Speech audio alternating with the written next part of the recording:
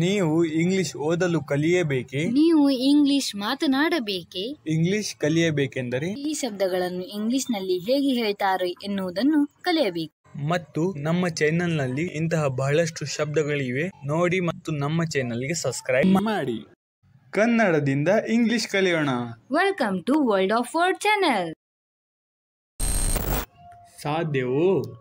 ಇದನ್ನು ಇಂಗ್ಲಿಷ್ನಲ್ಲಿ ಹೇಗೆ ಹೇಳಬೇಕು? ಹೇಗೆ ಹೇಳ್ಬೇಕಂದ್ರೆ ಆರ್ ಪಾಸಿಬಲ್, ಸಲಹೆಗಾರ, ಕೌನ್ಸಿಲರ್,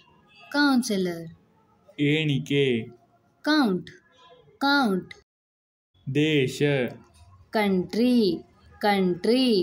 ದಂಪತಿಗಳು, ಕಪಲ್,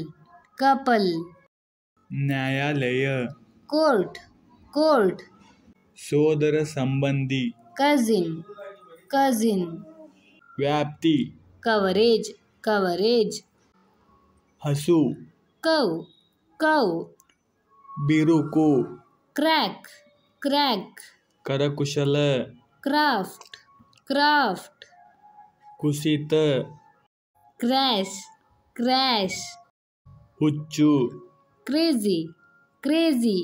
ಈ ರೀತಿ ವಿಡಿಯೋ ಬೇಕೆಂದರೆ ಸಬ್ಸ್ಕ್ರೈಬ್ ಮಾಡಿ.